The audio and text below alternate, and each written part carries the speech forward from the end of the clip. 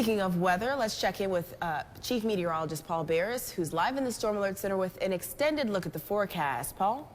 Yeah, we do have a flood warning on Lookout Creek, too. That's going to become moderate flooding coming up. That's going up pretty fast. Squatchy River is going to have some less flooding. It's not going to be moderate. It's going to be a little lower than that. But some really good rains are falling, and Jasper's had almost 3 inches of rain so far. But this rain continues pushing off from the southwest to the northeast.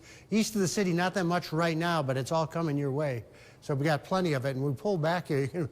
This is unbelievable. We got this swath of rain goes all the way back into Texas, believe it or not, and Louisiana. This whole swath has to go by us. So it's going to be a long night with heavy rains all across the Tennessee Valley.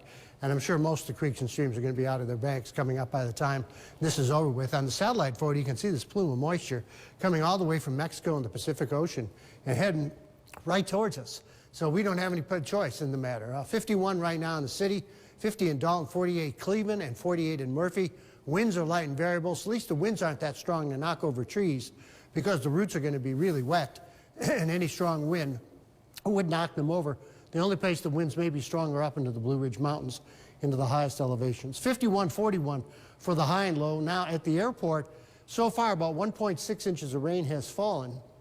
Yeah, these are the reports from the Sky Watchers. 2.6 already in Scottsboro. Dalton's had about 1.3, but in North Georgia, 1.8 in Varnell and 1.8 in Lafayette is the most that we can find so far. Cleveland's had about 1.6. Red Bank 2.3, Signal Mountain 2.2, Trenton 2.2 inches of rain. And then off towards Jasper, almost 3 inches of rain, 1.8 Altamont, 2.1 in the Cagle Mountain. Dunlap's had about 2.5. Spring City's had about 2. And east of the city, about 1.5 inches on average to 1.75 inches. And as I said before, it's not even close to over yet. This little wave of moisture is still going to move on by. This is tomorrow afternoon around 5. Still more rain in the forecast right into tomorrow night. Rain starts to taper off Saturday morning. The colder air comes in. A few sprinkles changing over to snow showers and flurries up in the highest elevation. Then it's over with. Probably by Saturday night, the heaviest rain will be over with. Then we're going to watch another little wave get closer. But again, 2 to 4 inches of rain to the west of the city is still possible. But I think that 4 inches is going to really be from Huntsville on southward. So probably a good 1.5 inches to 2.5 inches to the west of the city, more than you've got right now before it's over with. Then east of the city, probably 1 to 2 inches. And this is a little closer view of it. Again, Dayton and Altamont had another couple inches of rain. In the city, about 1.5 inches or so. And east of the city, maybe up to 1 inch of rain. All right, tonight, clouds, fog, rainy, southeasterly winds, 50 for the low. 57 tomorrow with clouds and fog and more rain, southerly winds. Tomorrow, I-47 with showers and southwesterly winds. And that 7-day forecast, now Saturday will be different because the high will be in the early morning. Temperatures will be dropping into the 40s.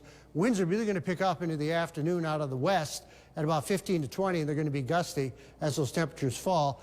And in the higher elevations, you're going to see some snow flurries or snow showers. There could be a little bit of a dusting in some of the higher elevations, but nothing of any consequence on the roads.